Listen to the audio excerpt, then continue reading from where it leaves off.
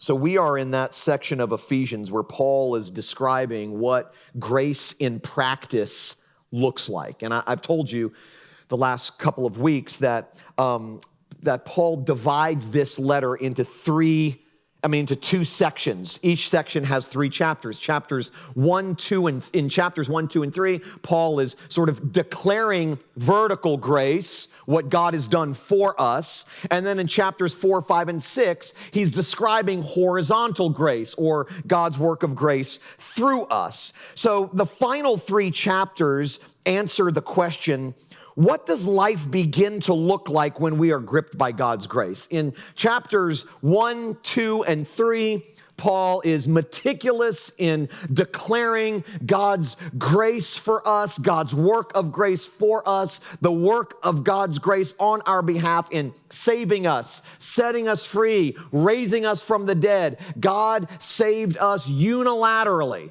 He raised us from the dead. He set us free. We are not what we used to be. We were dead, now we're alive. We were slaves, now we're sons. And he goes on and on and on in chapters 1, 2, and 3 to declare this work of God for us, outside of us. And then in chapters 4, 5, and 6, he begins to describe what life in light of this reality actually begins to feel like. So the final 3 chapters answer the question, what does life begin to look like when we are gripped by this grace that Paul has declared to us in chapters 1, 2, and 3? Or in other words, what does life under the banner of it is finished look like? Or more specific to these verses that I just read, how does our relationship to God, grounded in grace, how does our relationship to God affect our relationships to one another? That's really what's going on here. How does our relationship to God, our connection to God, how is what God has done for us in connecting himself to us and connecting us to himself and therefore connecting us to one another, what does that look like? What does that begin to feel like? How does God's grace affect our relationships to one another? Well, in these verses that I just read, Paul hones in on those relationships that are, for the most part, our inner circle relationships. He really hones in on those relationships that are closest to home, husband and wife, parents and children, employees and employers. These are the relational contexts in which you can either experience great freedom or great fear and frustration. We've all been there. We all know the difference between being in a relationship where there is a lot of freedom and joy and contentment and being in a relationship where there's a tremendous amount of fear and frustration. Well, Paul's describing here that these are the contexts in which you can either experience great freedom or great fear, great freedom or great frustration. And these verses really spell out what freedom in our most important relationships look like. And the best way to prove this is by asking how these relationships feel when things aren't functioning the way that God has outlined here. Okay, so I'll give you an example. When children don't honor their parents and parents embitter their children or provoke them, like he says, to anger by being controlling and demanding and overprotective, the home becomes chaotic. I've been there with my kids. My parents have been there with me and their kids. We know what that feels like. We know when we are not operating according to God's blueprint for freedom, that things begin to feel cramped. Things begin to feel tense. Things begin to disintegrate. Relationships begin to disintegrate. When husbands don't love their wives, wives become frustrated and they lose respect for their husbands. When wives don't respect their husbands, husbands get bitter and they feel emasculated. When spouses compete, tension takes over. I mean, we all have some sense of this. We've all experienced this in one way, shape, or form, whether we're married or not. When employees, for instance, refuse to submit to employers, which I have to deal with all the time around here, by the way, just kidding. Totally kidding. When employees refuse to submit to employers or employers refuse to treat employees fairly and respectfully, things in the workplace begin to crumble. Tension begins to rise and resentments develop. And so what God's giving us here is sort of a blueprint for freedom when it comes to those most important relationships that we're in, for the most part. And when we are not operating according to God's blueprint, when we decide we're going to take matters into our own hands, we're going to do it our way instead of God's way, things begin to crumble, things begin to fall apart. In fact, one of the reason, if not the primary reason, that our relationships have fallen apart is because of this. We decide to do things our own way. God's way seems just irrelevant. It doesn't seem safe. It doesn't seem secure. And so we take matters into our own hands and we do things our own way. I mean, life becomes heavy when the love that forms God's blueprint for freedom is missing. Okay, so this passage is an invitation to live in the freedom that Jesus has already sweepingly secured for you. Okay, that's what it is. It's an invitation. Now notice, a couple things to notice about this. No one is called to be oriented towards themselves. No one. Wives to husbands. Wives are supposed to be thinking about their husbands. Husbands are supposed to be thinking about their wives. Fathers are supposed to be considering and thinking about their children. Children are supposed to be thinking about their parents. Employers are supposed to be thinking first about their employees, and employees are supposed to be thinking first about their employers, and so on and so forth. In other words, none of these relationships that he describes here are self-centered. They're other-centered. All of them are. He's exhorting us, he's encouraging us to think about the other person, to live our lives for the other person, to serve the other person. This isn't about the love that we are supposed to get. This is about the love that we give. So the breakdown of relationships happens when we are in them to get rather than to give. Okay, and I'm not just talking about relationships that break down fully and finally. I'm talking about even in the relationships that are currently active in your life.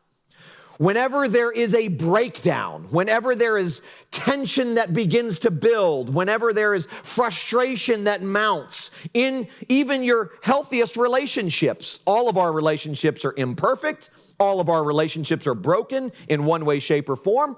And so even in our healthiest relationships, those moments where tension builds, where things begin to crumble, where things begin to fall apart, the reason for it is because we are defaulting to, I need to get something from you, rather than I need to give something to you. Okay, that's what he's describing here. So when we fail to believe that everything we need, God has already given to us, chapters 1, 2, and 3.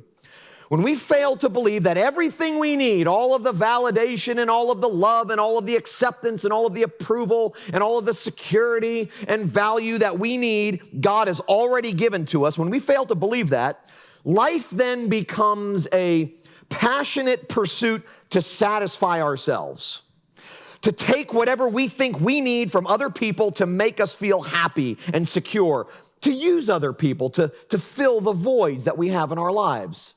We approach relationships then to get rather than to give. We become primarily concerned with getting my needs met, fulfilling my desires, satisfying my longings, making sure my expectations are being met. And you know as well as I do that when life becomes all about me getting what I think I need to be happy and fulfilled, it feels heavy and frustrating. Our relationships end up being defined by tit-for-tat evaluations of one another. And that does not breed intimacy, closeness. It sort of creates separation. It creates distance. Grace is what makes the difference between a warm relationship and a cold one. It's that simple. I mean, if you don't remember anything else I say this morning, remember that. Grace, fundamentally, first and foremost, is what makes the difference between a warm relationship and a cold one. Wherever we experience coldness in our relationships, there is an absence of grace. Always, 10 times out of 10. Grace is the ingredient, the substance that warms our relationships, that breeds intimacy, that makes us want to be around each other. that makes us feel a desire to be with the other person. A gracious person is a person we all want to be around. A judgmental, critical, you're not doing enough for me kind of person. None of us want to be around people like that. A gracious person, somebody who loves us at our worst, who stands by us, who sees the worst parts of us and doesn't leave. Those are the people that God used, at least those are the people that God has used in my life to change me the most. The people in my life over the years that God has used to change me the most have been people who have not been out to change me, if that makes sense. You know, the way that God has instituted change in my life has not been through people who are on a mission to change me or to fix me. No one wants to be around fixers, okay? Nobody wants to feel like there's someone else's project. It's very self-righteous for a person to assume that what you need more than anything in your life is me. I am what you need. I can fix you. Whatever's wrong with you, I can change that. No one wants to be around a person like that. We want to be around people who are gracious, accepting, kind. A relationship that is full of conditions feels like a prison. I will love you and I will accept you if you do this, if you stop that, if you work hard to make me feel the way that I need to feel, then I'll love you. Conditionality cramps intimacy, cramps it. Conditional environments shout, my approval of you, my love for you depends on your ability to measure up to my standards, to become what I need you to become in order for me to be happy. That's conditionality, cramping, suffocating relationships, creating tension. It's a context in which achievement precedes acceptance. Okay, now we've all felt this, all of us, in one degree. It could be from a former boss, a husband, a wife, a child, a boyfriend, a girlfriend, a friend, a coworker, a colleague of some sort. We've all felt this. We've all felt this pressure to achieve in order to be accepted. That if I'm going to be loved, I have to become lovely. That if I'm going to be accepted, I have to become acceptable. We feel the pressure to perform in that regard. This is why any relationship where criticism is constant, where you always feel like you're being evaluated and falling short, is an unhappy relationship. This plagues marriages, by the way, whether you're married or not. This kind of stuff doesn't just plague relationships in general. It plagues marriages, those close relationships that you have. This idea that you exist in order to fill a void in my life. And when you cease filling the void that I need you to fill, well, I'm going to be mad. I will resent you. I will harbor a grudge against you. I need you to save me and you're failing. Okay, this is the breakdown of relationships in the subtlest of ways. The subtlest of ways. Rare is the relationship that doesn't keep a record of wrongs. Isn't that the way Paul describes love in 1 Corinthians? In fact, let me go there. 1 Corinthians, is it 1 Corinthians 13? You guys know, or is it 2 Corinthians? I should know this, I'm the freaking preacher. Listen to what he says. Love is patient and kind. Love does not envy or boast. It isn't arrogant. It isn't rude. It doesn't insist on its own way. It's not irritable or resentful. It does not rejoice at wrongdoing, but rejoices with the truth. Love bears all things, believes all things, hopes all things, endures all things. That's love, and we experience that in bits and pieces here and now. That kind of love is what we get from God all the time, but it's the kind of love that we only get from one another a part of the time. Now, that won't always be the case. One day, everything sad will become untrue, and God will make all things new.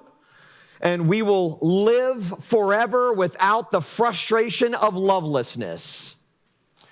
But here and now, we experience it in bits and pieces, but we read something like that and we go, okay, at least there is a God-centered description of what love is. Rather than listen to this person or this pundit or that pundit about what love is, God's given us such a clear and beautiful description of what love actually is here. So at least we have a picture of it. We fall short of it. We fail at it all the time, but at least we have a picture of it. Well, rare is the relationship. In fact, I would say not just rare is the relationship. In all of our relationships, we keep records of wrongs. We're scorekeepers. In their book, Mistakes Were Made, But Not By Me. That's the title of the book, which is awesome. In their book, Mistakes Were Made, But Not By Me, social psychologists Carol Tavris and Elliot Aronson describe how a fixation on being right can choke the life out of love. Listen to what they say. Most couples who drift apart do so slowly, over time, in a snowballing pattern of blame and self-justification. Each partner focuses on what the other one is doing wrong while justifying his or her own preferences, attitudes, and ways of doing things. From our standpoint, therefore, misunderstandings, conflicts, personality differences, and even angry quarrels are not the assassins of love. Self-justification is. That's powerful. We always lose when we keep score. Always. Nobody wins when we keep score. Well, this passage invites love and forgiveness and deference. I mean, that's what this passage is about. There are people who will point out things in this passage that don't seem to fit our cultural context. What do you mean wives submit? What are you talking about? Husband love? What are you talking about? Parents? I mean, okay, I get all of that. I understand that, all of that. But when you step back from all of that, whether you like it or dislike it, agree with it, disagree, whatever, when you step back, what's actually being described here are relationships that are marked by forgiveness, deference, love, giving rather than taking. We can all sign off on that when it comes to all of our relationships. So this passage invites love and forgiveness and deference, but instead we place burden on our spouses, we place burden on our children and our friends, and then we're quick to tally their shortcomings with daily audits, constantly keeping score. It is impossible for love to flourish in a relationship where both parties feel like they're always playing catch up, or in danger of being canceled, or made to feel like they're walking on eggshells. You may have heard it said that expectation is the mother of resentment. Well, what does that mean? Well, intuitively, I think we know what that means. What that means is that when our spouse or our child or parent or friend or colleague fails to meet our expectations, we get angry and we blame. We become resentful. We were depending on them to deliver whatever we think we need to feel safe and valuable and secure, and they have let us down. They didn't save us the way we needed them to save us. You have failed to be my Savior. Well, when we fail to believe the gospel, we begin expecting others to do for us what they are fundamentally incapable of doing. What we end up doing is depending on our friend or our mother or father or husband or wife or boyfriend or girlfriend or boss or colleague or whatever, we're depending on them to be for us what only God has promised to be. God has promised to be all that we need. In fact, that's what Paul lays out so beautifully in chapters 1, 2, and 3. He talks about all that God has sweepingly secured for us in the person of Jesus from eternity past through eternity future. That God has done it all. It is all of grace that he has blessed us in his own words, in Paul's own words, with every spiritual blessing in Christ. Everything we could possibly need, everything we could possibly need at the deepest level, God has delivered to us for free. He's given it to us free of charge. It's ours. We didn't have to work for it. We didn't deserve it. We didn't have to earn it. It was given to us as a gift. And when we fail to believe that, now we begin depending on the people around us to be for us what only God has promised to be. Now I need you to be my Savior. When I'm feeling lonely, or when I'm feeling discouraged, or when I'm feeling depressed or down, you have to come through for me. In making me feel better about myself, better about my circumstances. And if you don't, you have failed to be my Savior. Now, that's not to say that we don't encourage one another and we don't love one. Obviously, he's talking about loving one another, serving one another, giving to one another. But ultimately, the reason relationships break down is when we depend on the people around us to be for us what only God has promised to be, and to deliver to us at the deepest level what only God has promised to deliver. The only relationships that really work are relationships where grace is central. That's it. I wrote a book a number of years ago, and I shared this story.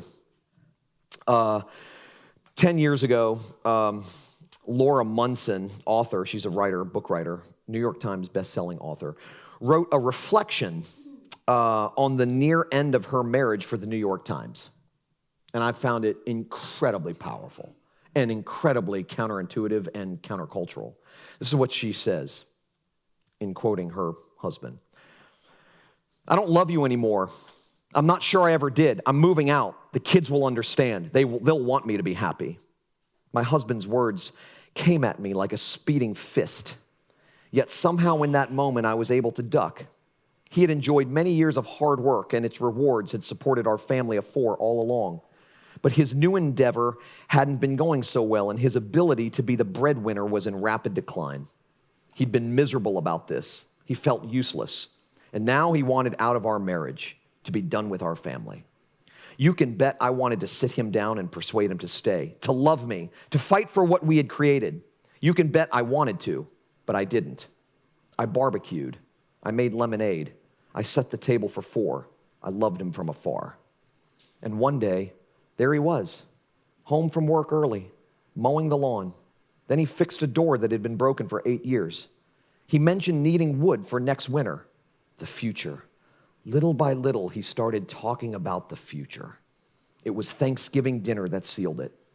My husband bowed his head humbly and said, I'm thankful for my family. He was back.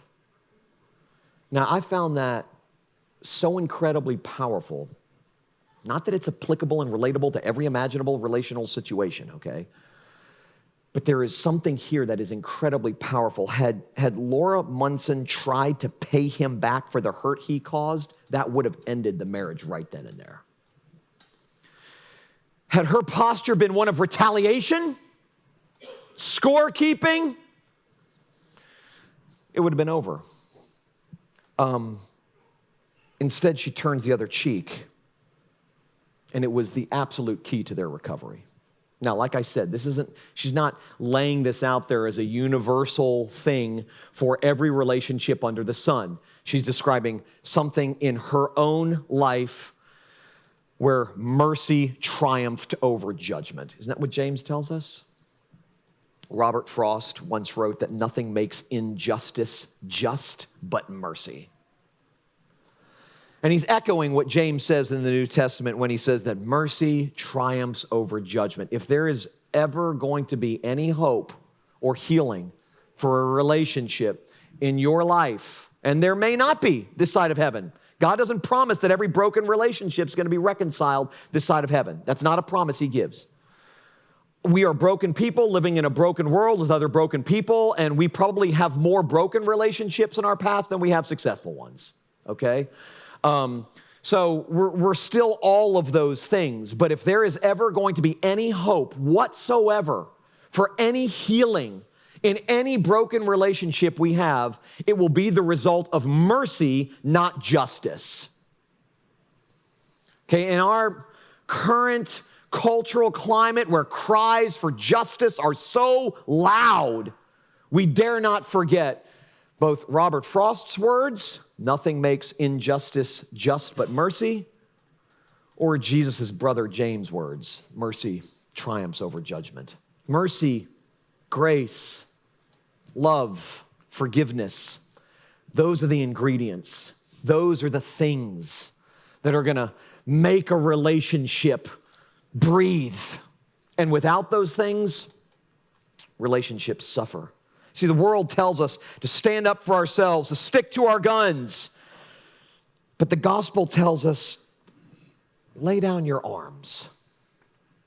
There's nothing at stake. And therefore, there's nothing to fear. Ultimately, because Jesus won for us, we're free to lose. I know that's a short sentence, but that is seismic in its implications. Seismic.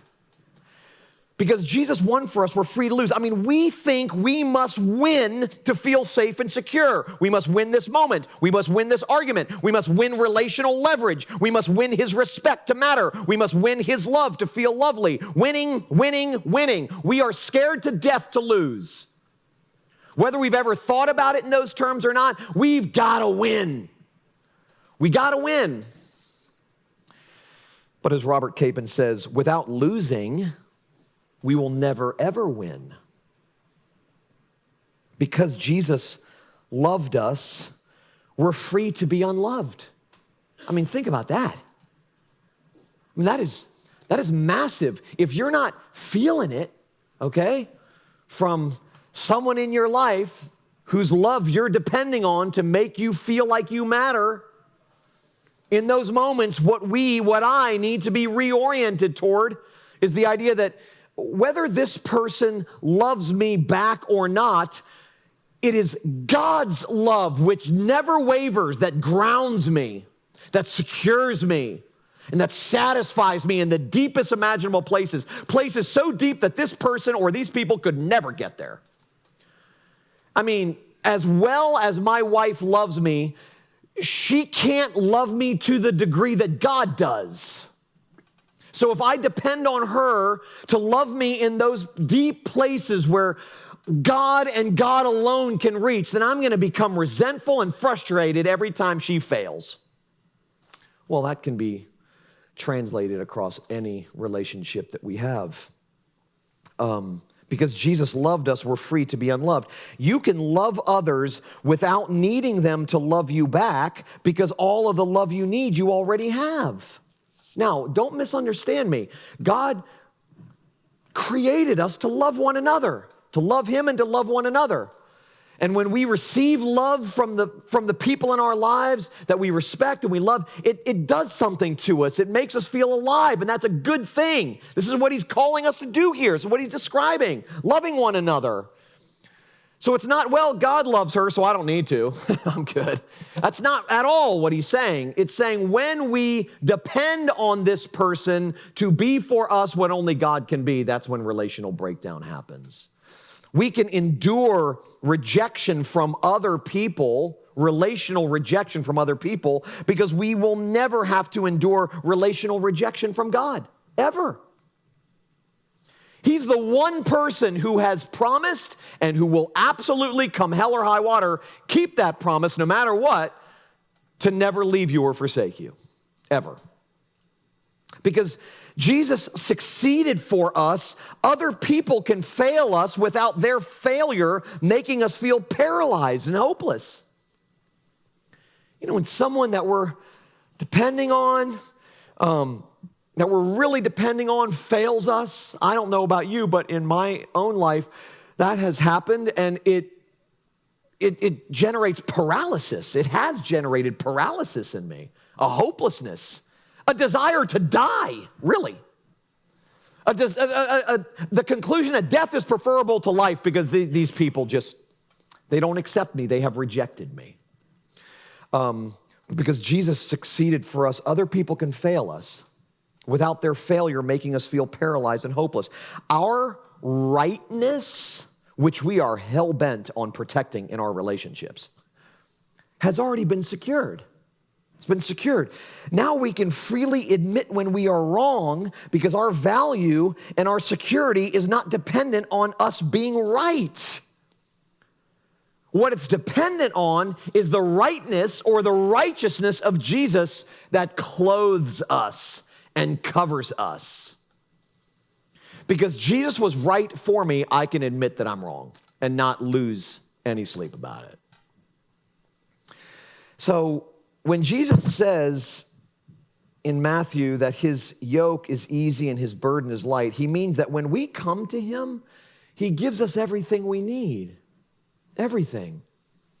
And getting everything we need from Jesus is what gives our relationships the air to breathe. Because now we're not, like I've said, depending on one another to be for us what only God has promised to be for us. God is for us what we need more than anything else. And that now frees me up. It frees me up. It helps me, it helps my relationships to breathe rather than feel cramped. Because Jesus was right for me, I can admit my wrongness. So when he says, my yoke is easy and my burden is light, come to me all you who are weary and heavy laden and I'll give you rest. He means that when we come to him, he gives us everything we need. He means that we don't have to depend on ourselves to satisfy the deep longings of our heart. In order for me to feel safe and valuable, I don't have to somehow build my life around extracting from the people around me what I think I need in order to be happy. That's what we end up doing. I need, my mission in being in relationship to you is to extract from you what I think I need. Now, we may not do this overtly. We may do this subconsciously. But we do this all the time. It's what leads to relational breakdown. Well, when we don't have to depend on ourselves to satisfy the deep longings of our heart, when we don't have to depend on ourselves to get from one another what we think we need to satisfy the deep longings of our heart, this brings huge relief and freedom to our lives because now we can enjoy our relationships without needing those relationships to save us. We can enjoy them. Now we can abandon our relational self-salvation projects, which induce so much stress and pressure and tension and unhappiness and so on and so forth. We know what that feels like. We all know what that feels like. So I'm just going to close with this. In Jesus, the life-giving God speaks into the depth of our deepest relational insecurities, and it says, I've got this. I will never let you go. I will never leave you. I will never forsake you. I will never reject you. I love you, and I take care of those I love with every resource I own. I am everything you need. I am. I am. Remember what God said through the burning bush to Moses? When he says, okay, well, you want me to go back to Egypt and get your people out of slavery. Well, who should I tell Pharaoh sent me? And what does God say? Tell him, I am sent you. I am. What a beautiful name for God. I am what? I am all the love you need. I am what? I am all the forgiveness you need. I am what? I am all the acceptance you need. I am what? I am all the approval you need. I'm all the validation you need. I am all of the justification you need. I am everything you need. And I'm with you 24/7. And I've got you. Come hell or high water. God never promises to give us a smooth voyage, but he's promised to give us a safe arrival. And he has promised to walk with us through the valley of the shadow of death. He doesn't say, I'm going to rescue you from the valley of the shadow of death. He said, I'm going to be with you in it. Other people may scatter, other people may leave, other people may walk away. Not me. I'm with you. I've got this. I've got you. Let's pray together.